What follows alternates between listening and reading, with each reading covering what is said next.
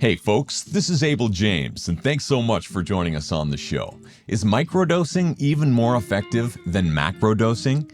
While heavy-handed megadoses of synthetic pharmaceuticals attempt to dominate a single biochemical pathway, microdoses of synergistic botanicals can stimulate the body to normalize, balance, and heal itself.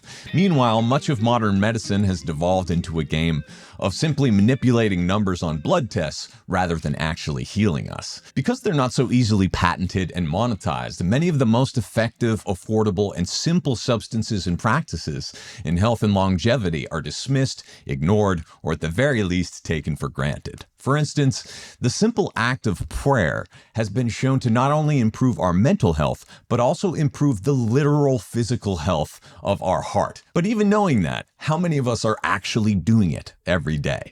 Deep breathing, gratitude, meditation, and prayer steady the vagus nerve and allow our bodies to remain flexible and adaptable, downregulating our nervous system from fight or flight into a relaxed parasympathetic state. The truth is, we don't need to wait for the next miracle pill or potion or procedure to save us. We already know more than enough to put life-saving practices into action right now.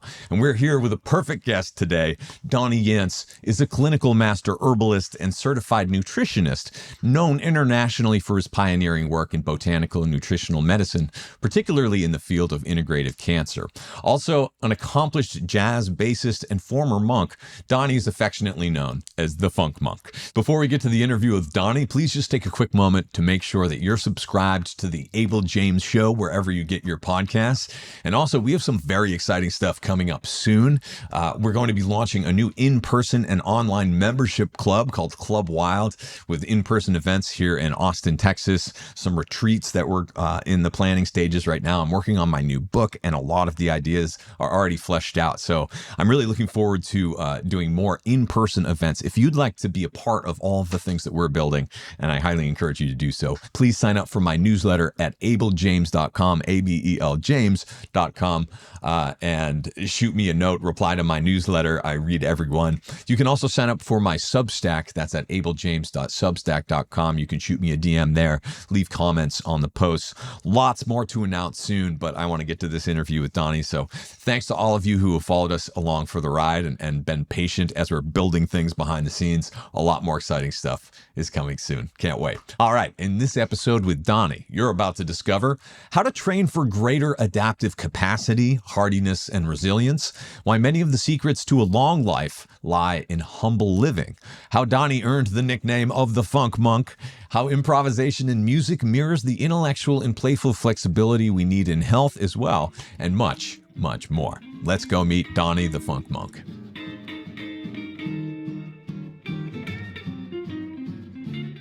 Welcome back, folks. Donnie Yance is a clinical master herbalist and certified nutritionist and author of 2 definitive books on botanical and herbal medicine, including Herbal Medicine, Healing in Cancer, and Adaptogens in Medical Herbalism. Also an accomplished jazz musician with a passion for Franciscan theology, Donnie is known by his bandmates as the Funk Monk, my kind of dude. Thanks so much for being here with us, Donnie. Thank you so much for having me, Abel. My pleasure. So if I may, I'm actually going to start with a quote from one of your books, which says, aging is not an illness. It is a pilgrimage filled with adventure. Let's riff on that a little bit. Yeah, that sounds great. Well, first of all, when we look at health, I like to start with the paradox of what health means, because you mentioned being Franciscan. I'm a third order Franciscan. I spent 3 years living in an Eastern Rite Franciscan monastery, and so being raised Catholic and looking at saints, all my idols turn out to be martyrs. And so how can I be focused on, living forever, people want to, when the people I most admire were selfless and concerned for others and not themselves. And so I like to think this as a challenge, but a beautiful challenge to live in the paradox of what health really means, because in the system of medicine I've developed and continue to develop called Madiri Care, which is a unitive model, it starts with spirit, mind, body, not mind, body, spirit. Because when we're looking at aging and we're looking at terms like end of life, we're not acknowledging the mystery of the continuation of life because we don't completely understand it. So we're a little bit afraid of that. But if you can embrace that and see that although we don't fully understand that, but we can at least live in a way that reflects that in our lives by bringing love and goodness to the world, because that's really the message, is how do we, to the best in our authentic way, bring as much love and goodness to the world, which is a selfless act, which is always inclusive and always starts with the word we. And if you know the word wellness, what does the word wellness start with? WE. What does the word illness start with? I. So if we can't be too self-focused is what I'm trying to say, but we can't ignore self either. So I kind of justify that paradox of you should take care of yourself. You should embrace all of the beauty around us that's been given to us to serve us and to help us live in as healthy of manner as possible, but mostly for the goal to be selfless and to give to others. Because if I tell my patients, and I tell myself actually, if I fall apart, I'm no good to anyone. So if I don't do any self-care, then my health will diminish and go down, and I won't be able to continue to do all of the things that I'm doing in the world with great energy and great enthusiasm, great passion, and really have not really felt any signs of quote unquote aging per se. So I'm trying to live in that paradox myself. So I take that on and share that with others, the people that I work with as well. It does seem like while there's been an incredible upswell in interest around longevity or anti-aging, so to speak, much of it is driven by kind of the elite in a desperate attempt to preserve wealth against loss of life later, and not quite believing or knowing what happens after that. I'm curious your take. Yeah, that's absolutely accurate, 100%. And I'm saying, well, what is this about? I mean, when you're really wealthy, that means you can afford to do certain things that are now believed to be associated with people living longer. Well, perhaps, but is that really the end game? Just to focus on that? I don't believe so. And when we look at what people around the world that are living the best and the longest, the quote unquote blue zone areas, those aren't wealthy people. They're simple people living in villages, living off the land, having wonderful relationships and connections with everything, connections with their food, connection with their loved ones. So they are living simple lives to a degree and living incredibly healthy lives, very happy and joyful lives. I'd say the number one contributor to why people are unhealthy and why we probably are seeing people die prematurely, more than all the obvious reasons, it would be things like depression, isolation, loneliness, anger, feeling incredibly pessimistic. When you look, I mean, people that are hopeful and optimistic live a healthier and longer life in spite of smoking and being fat. It's like so we're not really getting to the crust of it. So I'd rather focus on those things and find out how people can find joy again in connection and intimate connection, not connection, where we're a false sense of connection. We're spending time together. We're having meals together with people. So I always tell people, when you ask when you talk to a patient, say, or a person about diet for health, what does everyone start with? Well, I don't eat this, I don't eat that. I said, well, hold on, stop. I don't want to know what you don't eat. I want to know what you eat.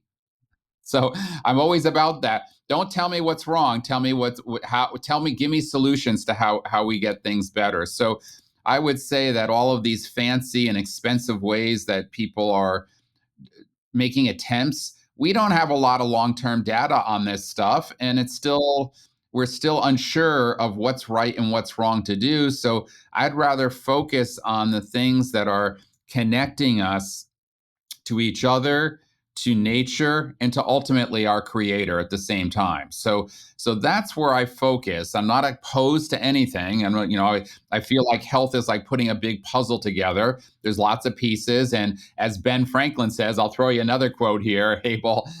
Best quote in the world. A place for everything, everything in its place. So when someone says, "Oh, Donnie, what do you think about this? What do you think about that?" Place for everything, everything in its place. And that means even things that we think are unhealthy, because the concept of hormesis is very important too. Hormesis is that too much and too little of the same thing have equal consequences, that everything has a place. Even things that are toxic, we should be exposed to in small amounts of. Why?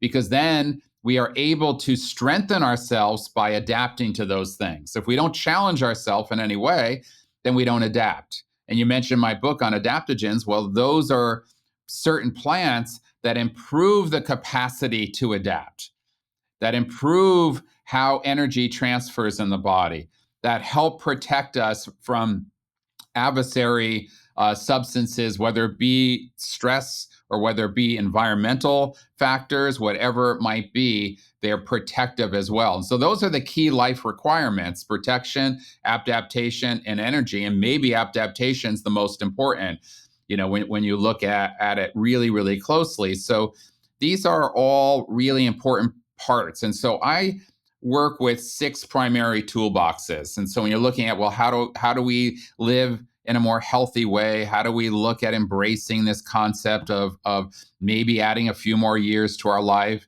Because we want to add both years to our life and life to our years. That's if not just one and not the other. So some people are living a long time, but they're not living in a good state of health. So we have this condition called frailty syndrome.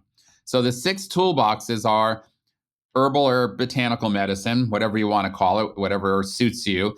That's kind of the soul of the medicine. And anybody I work with, I bathe them with multiple herbal formulas.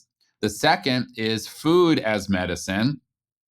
The third is nutritional supplemental medicine. That would be things that we supplement our diet with. Some of those things are specific things like overt deficiencies we see, like vitamin D, zinc, magnesium, selenium. We would work better if we just normalize those. They're not acting in a pharmacological way where they just help our bodies work a lot better when they're optimized in our system. The fourth toolbox is lifestyle.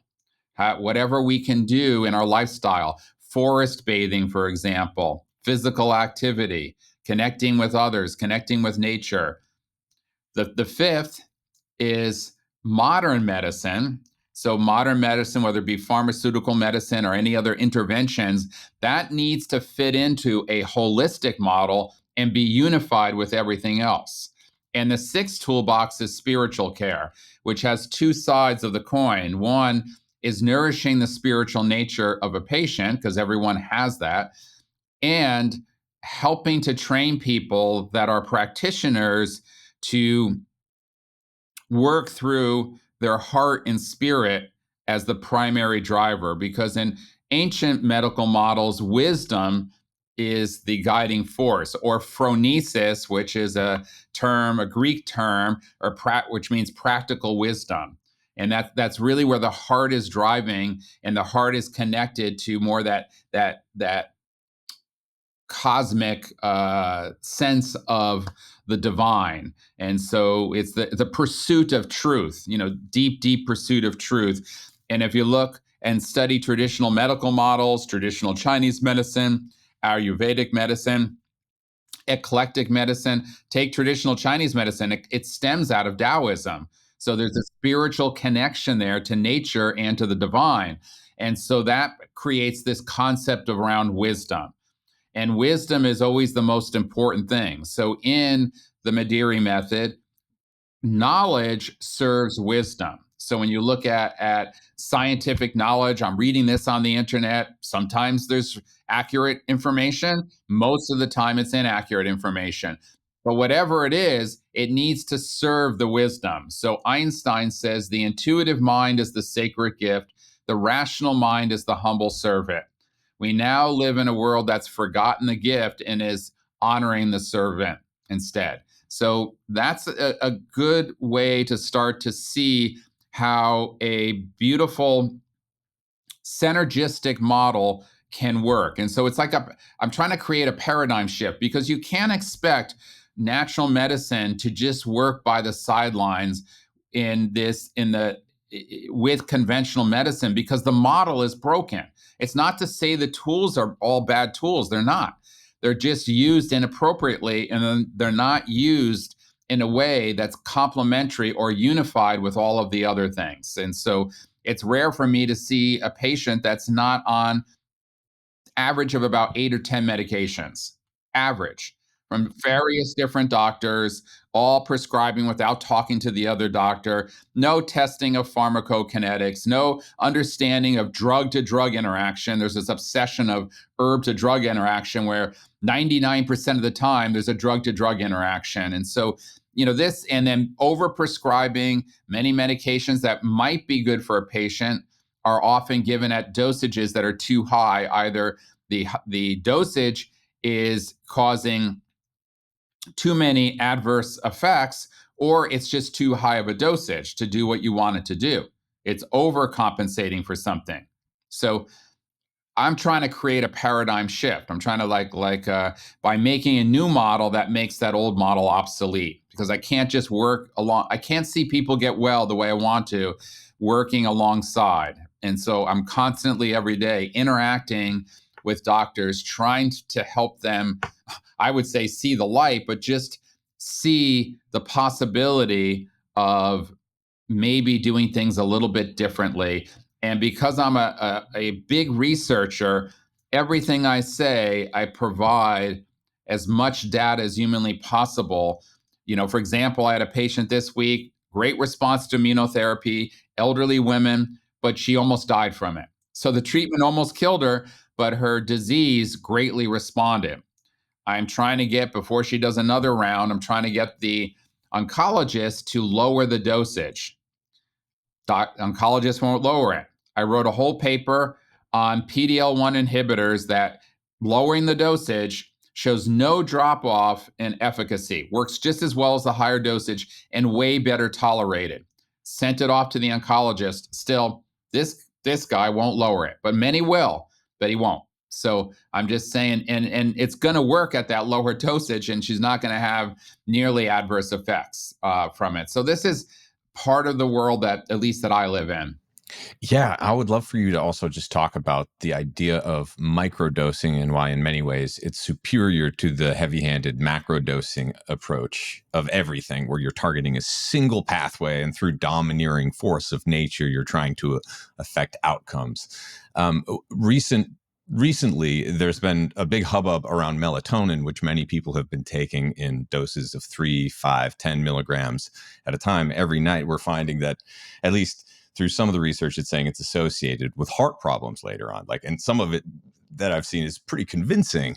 At the same time, there's some research coming out saying that dosing at 300 micrograms, a tiny, tiny fraction of the 3 milligrams that most people are taking, is actually more effective for sleep and doesn't come with those same sort of risks that the more megadoses do. So maybe you could just talk about why microdosing is so important for the human body and how it stimulates it to actually heal and recover, as opposed to just adapt to giant doses of whatever. Well, here's where, let's start with the research. So you'll see, like you said, the research paper that came out that suggested that possibly melatonin, prolonged usage of melatonin, might be associated with an increased risk of heart disease, particularly heart failure in high risk populations. That was a very weak study, and it's called an association study. So in the pyramid of studies, when you look at research, that's considered the weakest research. When actually almost the same, within the same week, a meta-analysis study was published looking at peer-reviewed journals, massive amount of journals, demonstrating that melatonin was associated with reduced heart disease. And so what you're going to believe is a study that reviewed 20, 30 scientific papers pulled together an umbrella study, pooled all this research together and found melatonin was beneficial for people with heart disease, or a weak association study. So there's where you're in that study. Obviously, the weak association study gets publicity, but the great, really robust study gets no attention. This is the world we live in. They're trying to make people, because melatonin is not a pharmaceutical drug, it's an over the counter supplement, but it is a hormone. And so let's go back to the way I use it. I use very low dosages of melatonin always. If you I don't use 300 micrograms because I don't even know how to get that low of a dosage, but I do use 500 micrograms up to 1,000 micrograms, which would be 1 milligram. So most of the people I work with, and I don't use it in everyone, 500 to 1 milligram, basically 500 to 1,000 micrograms has been my traditional dosage of that. Why? That emulates what our natural production should be. So if we're low in melatonin, and we know melatonin's connected to the pineal gland and is very important to the circadian clock to start with, but when it's optimized, it does many other things in our body besides regulating our sleep and daytime shift. We're mimicking what we naturally should be producing. We're not, when we start going up to 2, 3 milligrams, 5, 10 milligrams, no longer is this something natural anymore. You want to take it? You're taking it at pharmacological dosages. Now, even though it's not considered a drug, you're using it as a drug. You're not doing something that emulates nature in any way. So I like to always start with, how do we emulate nature, and how? Because the best medicine in the world, which I know you'll agree, does only 2 to 3 things for us. It helps us be more robust, and it helps us be more efficient. There's nothing better you could do for the body. How do you make the body more robust? How do you make it more efficient? And how do you work with the innate healing capacity, the living life force within us, in a supportive role, not in a dictative role where you're trying to override what the body does? Because and I always say, I'm starting with the root system of health. I said, I want to first make your roots as strong as possible, because in the final analysis, that humble medicine, as I call it, because it's not doing anything, heroic in the moment, but it's strengthening you from the hub of your being, like a root system of a tree. It goes very much unnoticed. But in the end, like for me, working with people for 40 years, seeing stage 3 and stage 4 cancer patients, not just living decades later, but living beautiful and healthy lives, because the root system of their health is my focus. Everything else I do, topical, comes into play as well. And so I always say, humble medicine is, in the long run, the best medicine. We're all fascinated by heroic things, whether it be herbs or taking herbal isolates and pharmaceuticals. Oh my gosh, the tumor reduced 50%, this and that. We're all excited. That doesn't necessarily lead to the only 2 outcomes we're really looking at. How do we help people live longer? How do we help them live better? And so we're very much, oh, my blood pressure is very, very high. I go to the doctor, he gives me a drug. Now it's normal in 2 days. Well, that's not normal. It took you decades for your blood pressure to get abnormal. Why is it abnormal? And I like to see slow, gentle change, not big change, unless it's an acute disease. You get a kidney infection, we need to get rid of that right away. You have osteoarthritis, why should you be pain-free in 1 day? That's not normal. So I think we need a new philosophy and a new understanding, and get back to the concept of everything about life and health is about relationship and making good relationships. Plants know how to relate to us. We talk the same language. We communicate at multiple levels, at all kinds of biological levels. Matter of fact, in the last few years, to understand how plants help us is taking science and bringing it into theology, because it's so complex and so profoundly beautiful. It's almost beyond kind of thing, because now we're seeing what's called network medicine. Network medicine is this understanding of how plants affect hundreds and thousands of molecular pathways in the body, cellular pathways, organ system pathways. And when we ingest food or we ingest plants, the medicine isn't even in the plant. So this whole concept, oh, I'm taking my turmeric, I'm taking the best turmeric because the company has found that the blood levels of curcumin are higher in theirs. Well, not only does that not justify a good product, but it's actually probably a bad product because you shouldn't really have curcumin in your blood. There are metabolites of that form.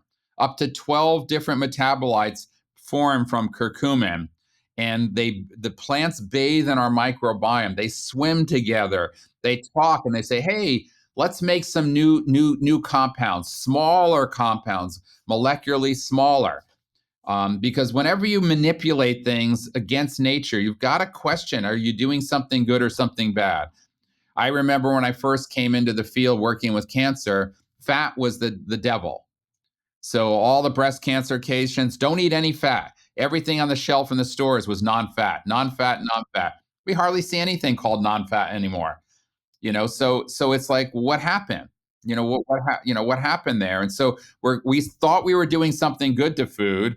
We take grains, like my favorite food. So you take out all of the nutrition out of the grain, all the germ, all of the bran. You bleach the flour. It's rancid. It's from GMO grown grain, and you blame the grain for the poor health. It's like you've got it all wrong. Oh, then by the way, I'm constipated now, so now I'm going to take the bran that I took out of the grain and sell that as something for you to take.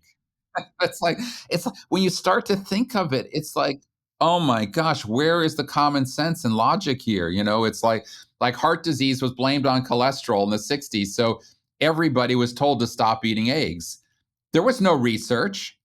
There was not one scientific paper that showed eggs cause heart disease. Right. But yet everybody was told not to eat eggs, with no research. And as Sherlock Holmes says, another great quote for you, it's a capital mistake to theorize before one has data. Insensibly one twist facts to suit theories rather than build theories upon fact finding. Really, really important quote. And it happens, medicine makes that mistake constantly. Now, one of the magical things about plant medicine and plants, herbs, adaptogens in particular, is that research supports that they go into the body and selectively can turn things up or down to normalize it, as opposed to kind of going to these single pathways and just overloading it with some sort of stimulus or blocker or whatever. Maybe you can talk about that. Angiogenesis with ginseng is kind of what I'm referencing from your book. Yeah, so they call it the three N's. So to even get the term adaptogens, to get that kingly name, you have to start with validating it through extensive research that applies the three N's. It has to be non-toxic, it has to be non-specific, and it has to be normalizing.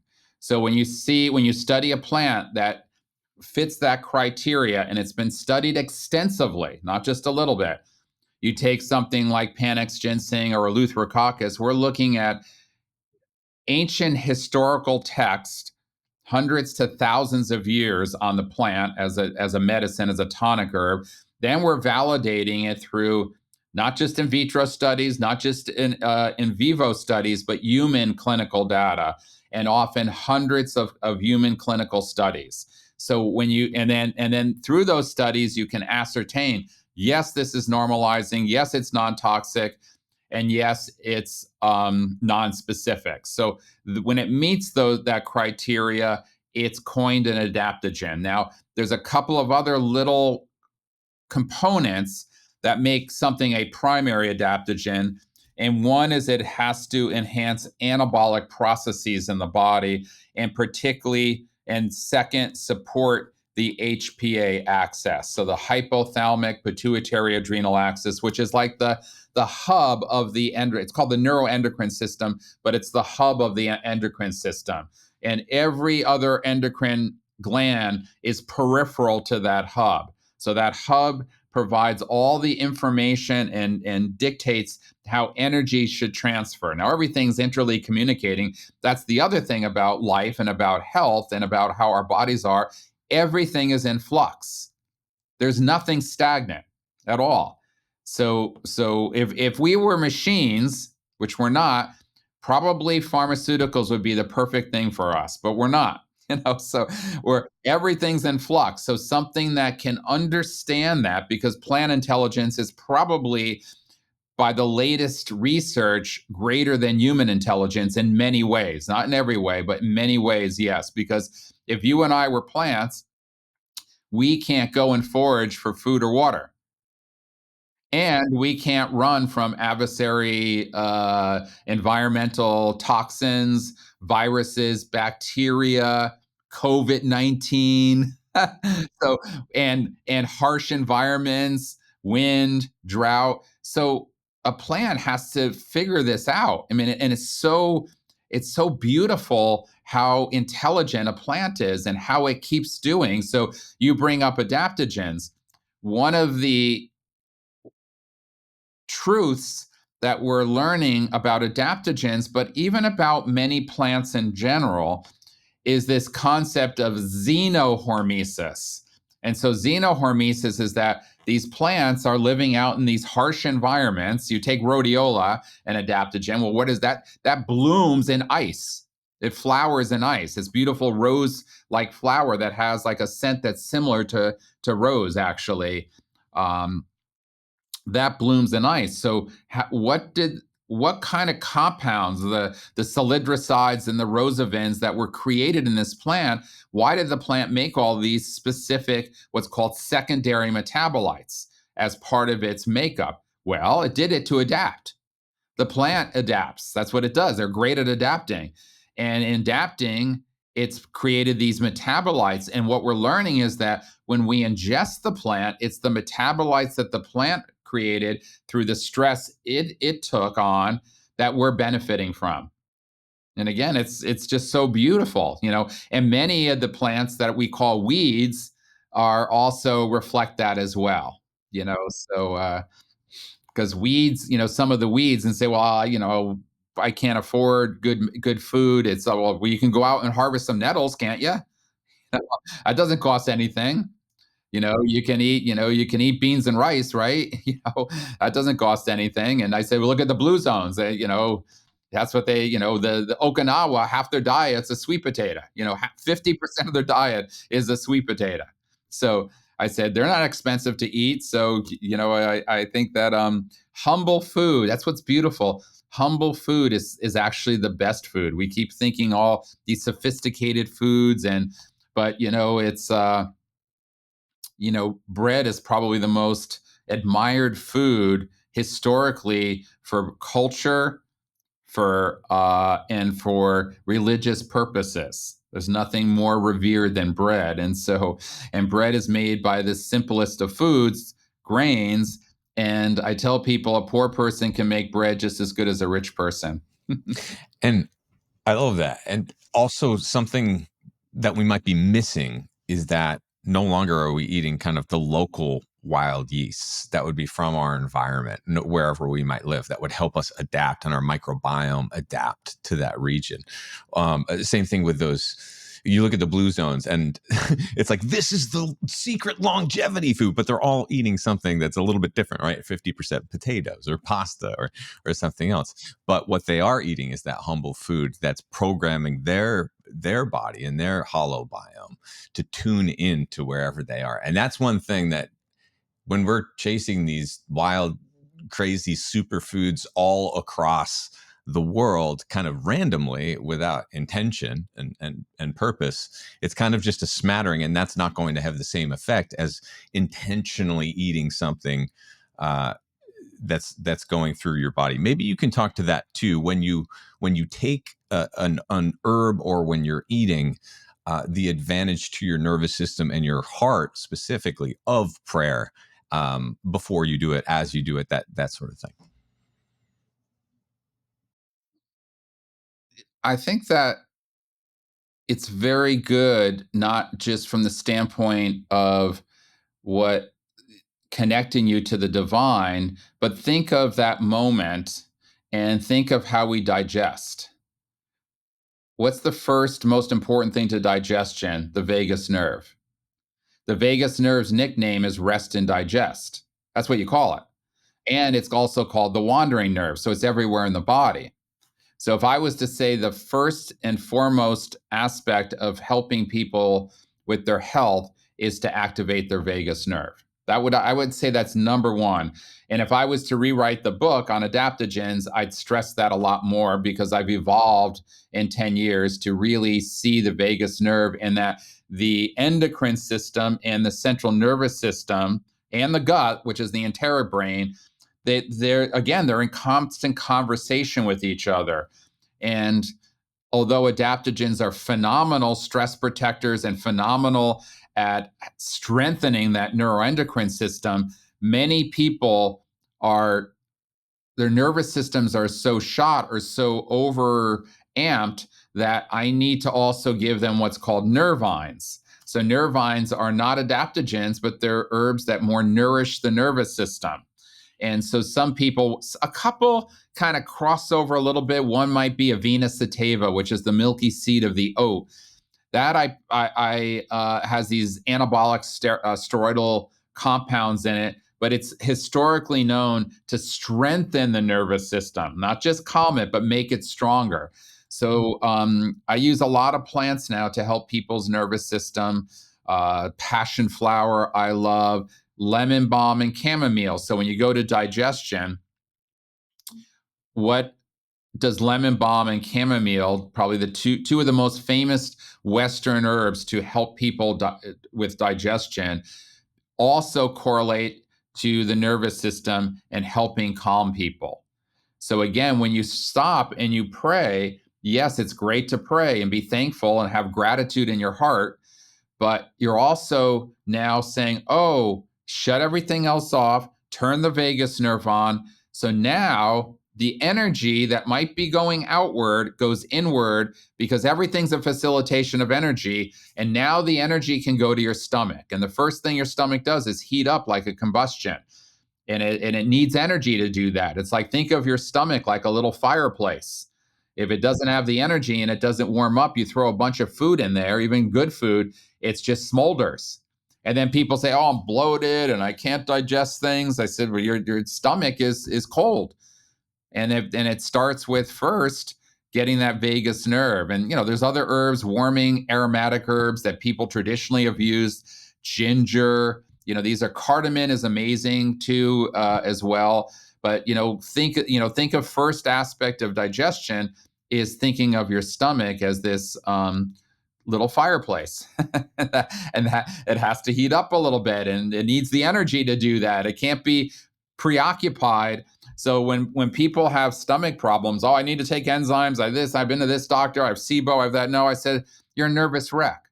I said, you're never going to digest food in the state of your being. So I said, I'm going to make some rules. Besides, we talk about what you eat, and I'm going to talk about how you eat, why you eat, and when you eat, because that's more important maybe. Do you slow down? Do you sit down? Do you actually make meals? How long do you take to eat? Are you doing other things while you're eating? Are you chewing well? Are you taking your time or you're eating too fast? These things are equally, if not more important to what you eat. And then now I'm going to add some herbal formulas that help your digestion. That could be some carminative herbs. That could be like a little aperitif even. Like traditionally, you look at all over Europe, there's these bitter aperitifs that people drink to help their digestion.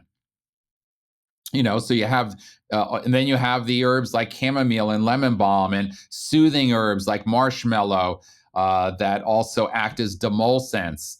And then I also bring in alkalizers, things like potassium bicarbonate and sodium alginate to kind of create a little bit of a buffering effect, not to diminish acid production, but to, if the lining is inflamed and irritated, just to give a little bit, what they call it a raft effect. And so that just creates a buffer so that the acid is no longer inflaming the tissue. And that's how people used to. Just taking baking soda can do that.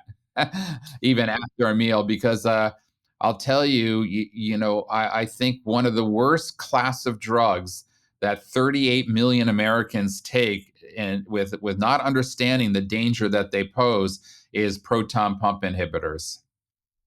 They just pass them out like they're like nothing. And they're so damaging in so many ways to the body, not just digestive wise, not just the gut, not just the microbiome, but they increase risk of obesity, of several forms of cancer, heart disease, osteoporosis. I mean, the list goes on and on. And so much of medicine has really become a game of just trying to manipulate blood tests, I think, as you you bring up in your work too, Yeah, which but also, they relieve symptoms very well. sure, And yeah. so people, because once people are on them, they're like the hardest drugs to get off of, because you're taking 40 milligrams of, Nexium, Prilosec, and you go, oh, I want to get off this. You stop it, and 2 days later, the pain is unbearable. So I have to give people specific herbs, certain formulas, wean them very slowly down to 20, down to 10, down to 5, or taking it every other day. Slowly but surely, I get people off of them. But it's not like, oh, just stop them and I'm fine. What about the recent interest and kind of cavalier order from the internet methods of the peptides in the space, like TB 500, BPC 157, some of these other ones that you're seeing? I'm curious what you've seen or what your experience has been in that space. Yeah, I mean, peptides are formed in the body by the food we eat, and possibly by some amino acids that we might want to take. So I don't really go beyond giving people precursors and allow their bodies to form their own peptides, then get so specific with giving people things that I think, often precursors are better, in many situations. Look at N-acetylcysteine as a precursor to glutathione that does a much better job of building glutathione than glutathione itself does. And tryptophan does a much better job at building serotonin than other forms of tryptophan that are available that are much more expensive. So I think that I just stay with mostly very specific amino acids, often. Some that I love and supplement quite a bit are citrulline and or arginine, but I tend to use more citrulline. There's one called HMB that I really like. That's a metabolite of leucine, the branched chain amino acids, maybe the most effective single anabolic compound, but its benefits go way beyond that. Creatine, which has a bad rap because people think of it as taking massive dosages it for bodybuilders, and at massive dosages, it's a little hard on the kidneys, but actually in lower dosages with other amino acids, it's a phenomenal nutrient to aiding in anabolic processes in the body too. Particularly the form I use is a chelated form where it has magnesium and glycine chelated with the creatine. And so those are examples of great amino acids that form peptides in the body, that have all kinds of health benefits. Without side effects for the most part. Yeah, I mean, we don't want to. We want to do as much as we can to support, again, the efficiency, make the body more efficient, make it more robust, and try to stay as close to nature as possible. Try to stay as. And so I don't get too caught up in like isolated things, like a reductionistic concept. That's a very I think, egotistical way of seeing health. And I use the word egotistical, and I think Western mind as well. When you look at theology and you look at medicine, the further you go west, the more the ego enters the picture and the more reductionistic everything is. When you go to the east, the more they're willing to embrace the mystery. And they're more out to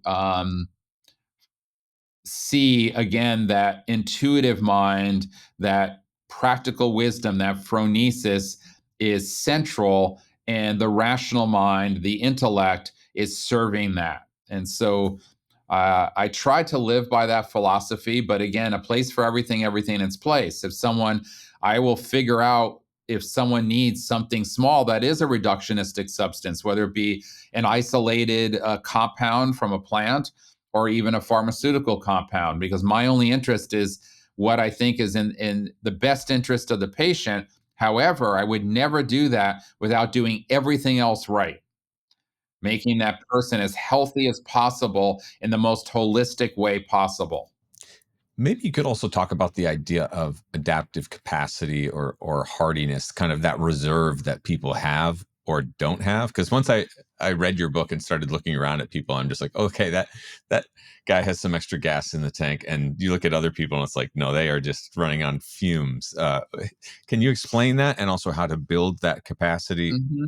as well? Well, we would start probably with an understanding of the core, which in every ancient medical system we would refer to as the life force. You know, the life force, and then in Chinese medicine, you could see it broken down in a few different ways. And I use Chinese medicine because I've built some of the foundation of the Madiri care model based on similar thinking, because I think it's the most poetic and the most beautiful system of medicine, but I am not practicing it in its traditional, strict way.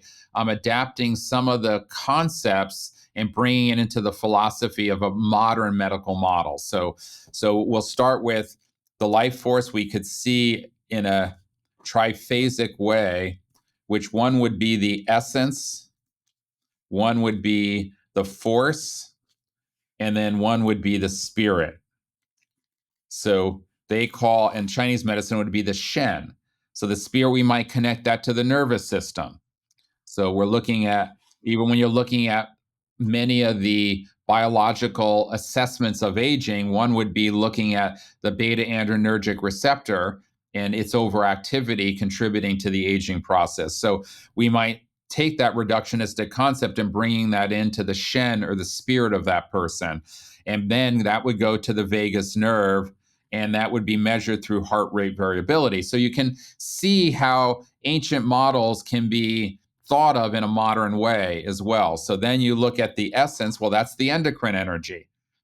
That's like not just the HPA energy, but everything: thyroid hormone, how your testosterone is, how your estrogen is, not just production, but the efficiency of it. Because I think, we all know the term insulin resistance and metabolic syndrome, but every hormone gets resistant as we get older, not just insulin. All of these things. Why does prostate cancer and breast cancer increase as women and men get older? They're not making more estrogen and testosterone. It's just becoming inefficient in resistance, just like in diabetes. So we have the essence, and the third is the force, and the force is a look at the ability for us to take food and air and efficiently make energy. So that's that life force, cellular energy transfer. Then we add to that the polarity of the masculine and the feminine, the inward and the outward. What it means to be healthy in a masculine or yang way, that relates to being strong. What means to be healthy in a feminine way or in a yin way means to be flexible, moist, pliable.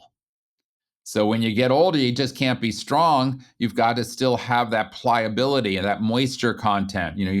Diseases like hardening of the arteries, you can be strong as an ox, but your arteries are stiff. Then your heart locks down. I'm strong. I'm great. Look at how good everything is. But your heart has to be supple. It has to go like this. If it hardens and it locks, you get a heart attack. Oh, what happened to that guy? And that's why women live longer than men, because that yin energy, that feminine energy, is actually more important than being strong. They're both important, and trying to balance these and enhance them as we get older. So we're trying to enhance our vital force, our vital spirit, our vital essence. We're trying to enhance our masculine yang energy and our feminine yin energy. And that's kind of the building blocks. That's the starting point. What if I do? And what you throw in the middle of that is adaptogens. So you start with adaptogens because they're going to be helpful to all of that. Then you say, well, do I need more masculine tonics? Do I need things that help the life force a little bit more? Or is there something specific that the patient presents, that there's some specific thing we should be doing more to help the constitution of this patient? Now, as people get older, everything could use help. It doesn't, you're 70, 80, 90 years old and you're trying to still be healthy, then you want to be enhancing all of these things at that point. But if you're younger, you have deficiencies and you have excesses. Some people are hot, some people are cold. Some people have great, when you talk about energy, it's a two-way street too. Just because someone looks like they have great energy, that means they have great outward energy. Doesn't mean their inward energy is great, because energy is a two-way street. I always tell my patients, when it's going out, it's not going in. And it has to go in just as much as it goes out, or you're in trouble. So, and again, you can use the perfect example. Somebody like, my father died of a massive heart attack at 66, but he would tell you, nothing wrong with me, but you can't push yourself too far and think that because your own assessment of yourself is, I feel good and I'm healthy, that's the single criteria. It's not. Getting a person's narrative of their health is essential to knowing what to do, but it's not the only criteria. So we want to use multiple lenses when we assess somebody from every vantage point, microscopes and telescopes alike. So the understanding or the story that we're sold of being low energy in Western culture, I guess in Eastern too, from some of the times that I've been over there, is that you need an energy drink or you need to load up on stimulants. So a lot of people are just running around on all sorts of uppers. But if your energy reserves are already used up, you're just overstimulated. You're overstimulating an already exhausted system that's bound to fail. So maybe you could talk about what you've seen go wrong in that regard, or also how people who can tell that if they take a step back, that they're in that mode, what they can do to reverse it and actually restore and replenish that energy. Yeah, it's living on fumes, and a lot of people do live on fumes, and stimulants are stimulants, and they're not good for you in any way except for getting you through something very short term.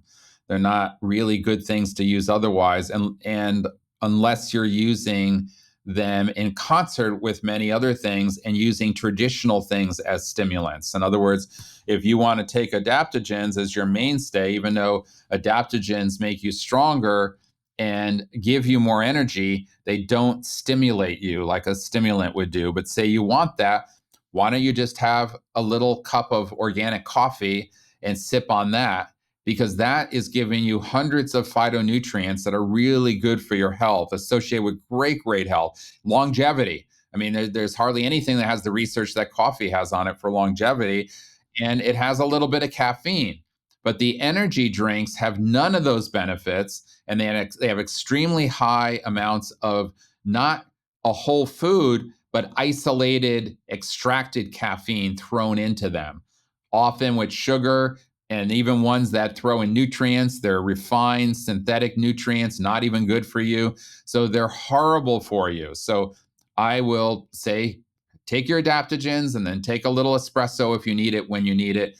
Little piece of chocolate if you want that. That's fine. Those are good traditional foods to eat. But don't go to anything artificial, and particularly the quote unquote energy drinks, because they're, in the end, always see your health through different vantage points. What does your health look like now? What are you doing, and what impact it's going to have months and years? And then what are you doing that's having an impact decades from now? So an energy drink, even at the best, helps you for a couple of days or a couple of weeks. In the end, it's going to shorten your life and hurt your system tremendously. So you're doing way more harm. Look at everything, risk to benefit ratio. What's the benefit? Is there another way I can do this, a healthier way? And so that's how I would approach it. But I would not want anyone drinking any commercial artificial energy drinks at all. What about some of the herbs that have been used, obviously, for religious purposes that are also useful from a health standpoint, especially around the holidays or the seasons? I think of frankincense, myrrh, clove, and some of those others, which can be taken externally or internally to actually fight infection or strengthen the immune system, that sort of thing. Maybe you could talk about the nexus of those two worlds and some other useful plants in that regard. Well, frankincense and myrrh definitely are revered in pretty much all the major religions, I believe. But certainly, me being Franciscan and knowing a bit more about the Christian faith, is certainly the baby Jesus has brought three gifts. Frankincense and myrrh are two of them, so they're very revered. All of the incense in monasteries around the world are made from the Boswellia sacra, which is the sacred frankincense, which comes from Somalia. So there is something very deep and rooted in the resin and essence of that plant. And oh, by the way, frankincense and myrrh are the oldest medicines in Chinese medicine. They date back in the oldest textbooks. So they're, and I use them in a formula of mine called Willow Relief. It's got frankincense and myrrh in it because they use it a lot for inflammation and pain to abate that. Now we see them as great herbs for longevity, hitting all these longevity genes. And so really, really interesting. And if you've ever seen that, they're both very arid plants and they grow in very harsh environments, very resinous plants. And then I also use a lot of essential oils. And so we have one essential oil blend that we make, which is called the oil of anointment, which features that sacred frankincense and myrrh, but has several other essential oils in it. Things like rose, things like lavender, things like nutmeg are in there.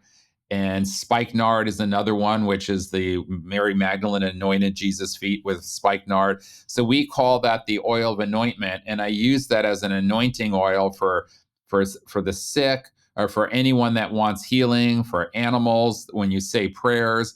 And then I also use it for when people are transitioning into the next life. And so then we have one that I created during COVID called Renew, which also has the frankincense and myrrh in it, but it has different essential oils in it that were all essential oils known to combat coronaviruses. And so I would have patients diffuse it in the room, put a little bit, if they were traveling, put a little bit on their wrist, put a little bit around their neck. It smells heavenly.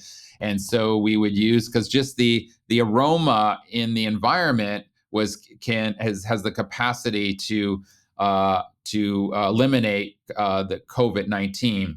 So that's kind of my love affair with frankincense and myrrh, which I write monographs on every single plant that I work with, and so I have extensive monographs, usually anywhere from 50 to 500 citations in all of my monographs. And so frankincense has also got tremendous research on it for cancer, and it's also featured in a formula of mine called Inflamaway, which the Philadelphia Super Bowl Eagles all take, by the way.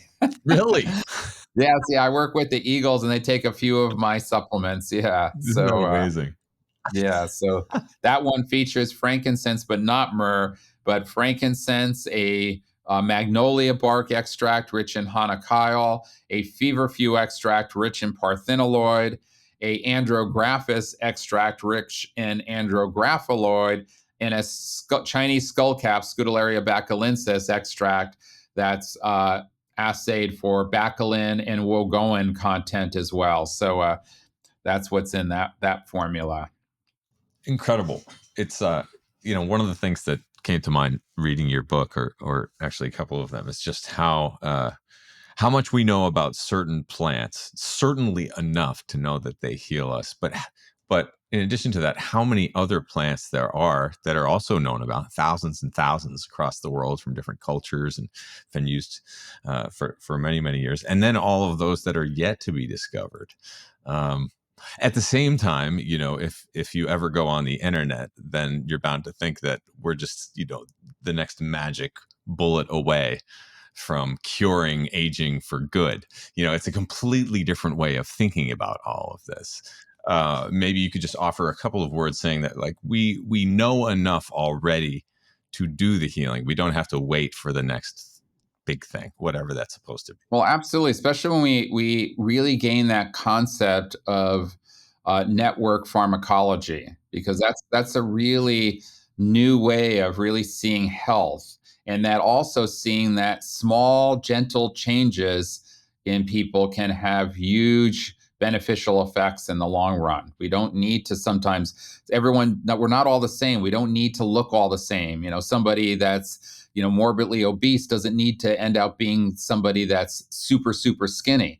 If they made, a 20% improvement, that can be hugely beneficial to their body. And so we have to work with what we have, and we have to not even blood work. When you look at someone's blood work, we're not all supposed to have the same blood work.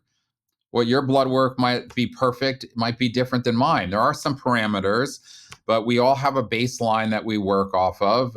So we have to stop thinking again of us as machines. And I would say, going back and looking since the beginning of time, every culture has embraced the plant world for food and medicine. Every single culture. There isn't one culture that doesn't have some kind of history of using nature for healing. And I'd say also, there's one substance that every culture, no matter where you go in the world, used as medicine. There's only one thing that every culture used, and that's products from the bees. So when you look at honey, the healing properties of honey, you look at the healing properties of propolis, and propolis for me is the number one healer in the whole world.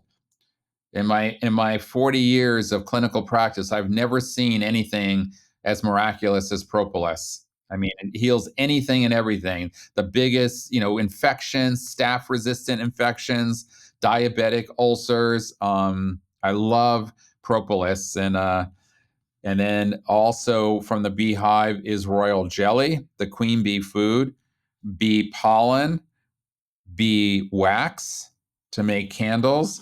So you can go to the Alaska, they have bees. You can go to the equator, they have bees. And so when you talked earlier about setting up a diet, I think one of the many 9, 10 ways of how you make a good diet for yourself. One is looking at geographical location, not just understanding what foods maybe grow around you, but know that there's different needs based on that geographical location that are provided by some of those foods to help you adapt to that environment.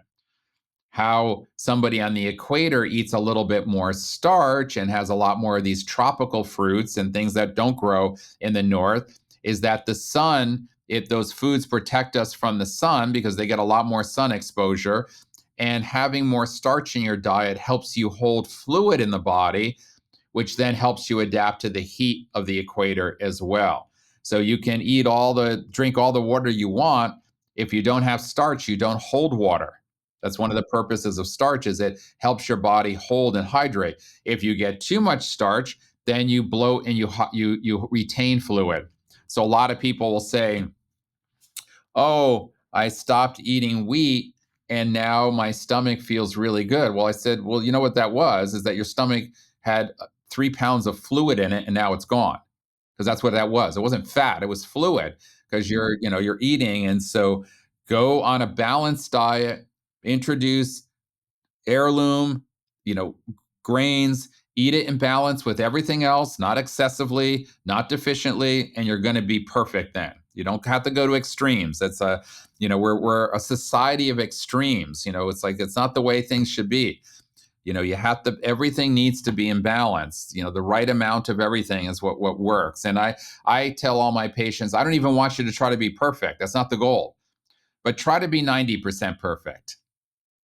I said, I'm going to give you 10% room for your whatever it is that you want to do, and try to do that still as healthy as possible. But I don't want you to obsess over trying to be perfect, because you'll fall down. You won't be able to. And then you'll fall too far down because you'll be hard on yourself for whatever reason it is. I said, no, you can strive to be 90%, and that's something you can live with for the rest of your life. Trying to eat on some crazy strict diet, you go over a friend's house, your mother cooks for you, somebody, you can't eat the food. It's like ridiculous. I'm pesca vegetarian, so I don't eat meat, but I eat a variety of foods, mostly vegetarian, but inclusive of fish, and I'm a ovo. I eat eggs, I eat dairy products, I eat fish, and I eat a lot of 80% vegan, but not 100%. So for me, that starting point works best for most people. And then you have to adapt your diet. So we'll go through that quickly. Geographical location is one thing to think about. The time of year is another thing. How you eat in the winter should be different in the summer, in spring and fall. We introduce certain falls that adapt. Your energetic type, say you're inward feminine yin deficient, which a lot of people are, very dry skin, frequent urination, low blood pressure, gone through menopause, then we want yin naturally salty foods, olives, miso, seaweed, things that are naturally salty that nourish you, and their sweet potatoes are really good. So we set up our diet for your constitution. So now we have constitution, now we have time of year, we have geographical location. Maybe you have something acute that needs attention. Maybe I have kidney stones, maybe I have gallstones, maybe I'm anemic. So now your diet has to feed into that.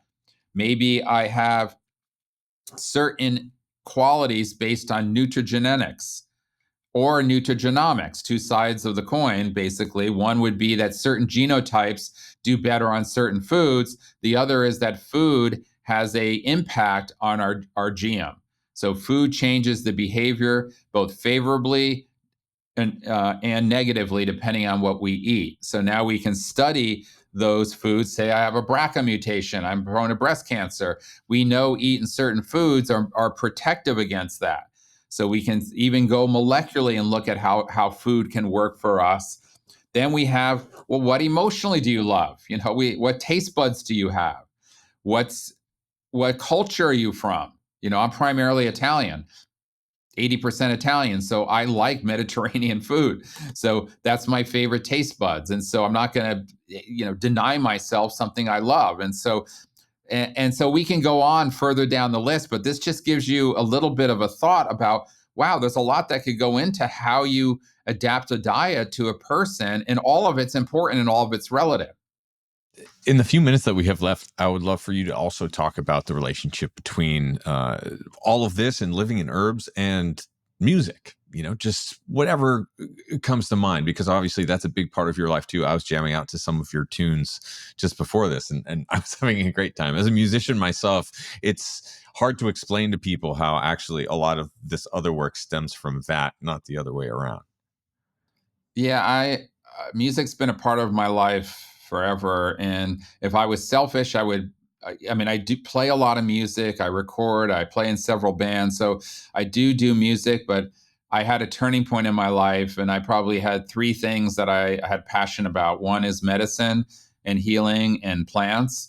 The other was music, and the other was theology. And so I've many crossroads. I lived a religious life for 3 years, and then somehow I decided that medicine was what I was called to do first and foremost. But in a selfish way, I would probably have picked music, because music is so important to me, and I love music. I think it's amazing both to listen and to play music, and it lends itself beautifully to medicine.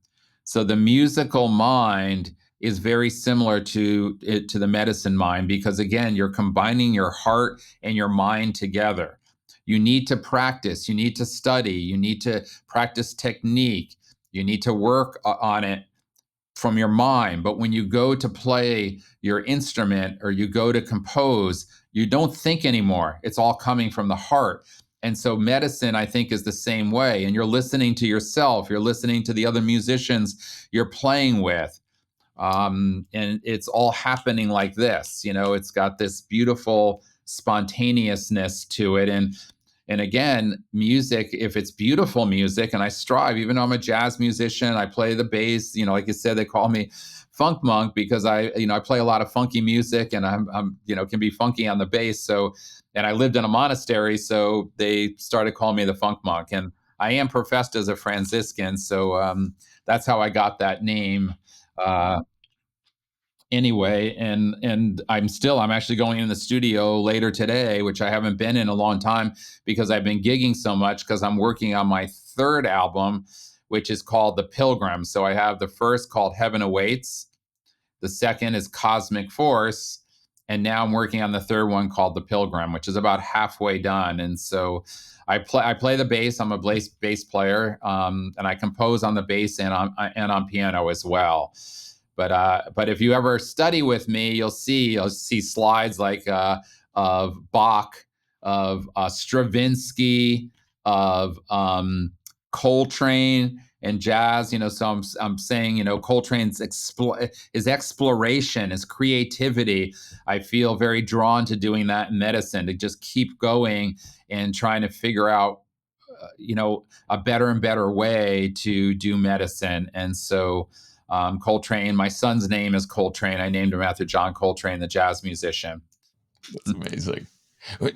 Quickly, what about in an age when we can really generate anything, or anyone can generate anything? They can put out albums, right? They can come up with the idea without learning how to play the bass or studying music, that sort of thing. Why do you put out music, and what does it mean to you? And also, not to judge that in any way, but like, what do you think of that, and where it's all going? You know, I don't get too caught up. One thing I tell my patients, and I live by, I said, really just focus on being the best version of yourself, being authentic to yourself, praying to guide you to figure out what you could do to bring more love and goodness to the world. And I could get into the fear and of around AI and technology, and if you push me against the wall, I would actually call it the Antichrist, even though there's no way of getting around it at this point. If you want to function in the world as we know it, if you want to go live in a monastery, you don't need it, and it's great. And there's a part of me that would love to do that, but I don't feel right now that's my calling. And so I have to figure out how to navigate that. I'll give you an example. I didn't even have a smartphone until a couple of years ago when my flip phone finally broke, because I had my own motto that I live on my computer a lot. So I wanted to, when my computer shuts, I turn that whole technology world off, and I use my phone to talk to people. Even if people text, I would say, please call me. I want to talk to you. I don't want to text. So, and my family doesn't talk anymore on the phone. They just text. And it's like, but I can't, you can only control yourself, and you can only be the best example as you can be. And so I get out in nature, I do music, I talk to people, I cook. I am a kind of a esoteric kind of thinker. I'm like a little bit cosmic myself. I'm always in a very deep space within me. So I cook. I play basketball. I need things that ground me. I like coffee. I can't do like any kind of mind altering things, because I don't need to do that stuff. I need things that work, getting in nature, being on the ground. And so I try to just be, again, the best version of myself, because you can't control those things, and so we live in the world we live in, and we have to navigate them to the best of our ability. But I try to continue to pray and live in accordance with how I'm guided through that prayer. Beautiful, beautiful words.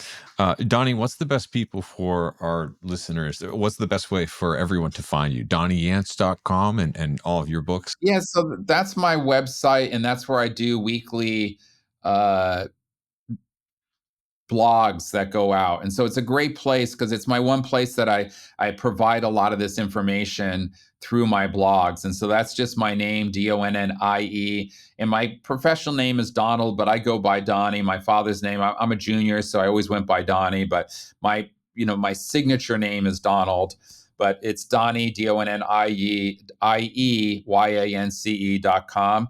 The clinic and the foundation, we're a nonprofit foundation. We have an academy, the Mediri Academy. We have an research wing, and we have a clinic here with practitioners. That's just mediriCenter.org. And then my product line is naturahealthproducts.com. And so those are the three of the best ways. The music, you can just put my name into Spotify or to iTunes, and you'll find me musically as well. Amazing. Donnie, thank you so much for your time today. You're so welcome, Abel. Wonderful to be with you.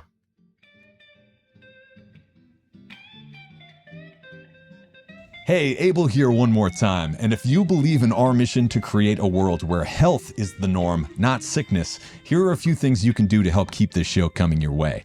Click like, subscribe, and leave a quick review wherever you listen to or watch your podcasts. You can also subscribe to my new Substack channel for an ad-free version of this show in video and audio. That's at abeljames.substack.com. You can also find me on Twitter or X, YouTube, as well as Fountain FM, where you can leave a little crypto in the tip jar. And if you can think of someone you care about who might learn from or enjoy this show, please take a quick moment to share it with them. Thanks so much for listening, and we'll see you in the next episode.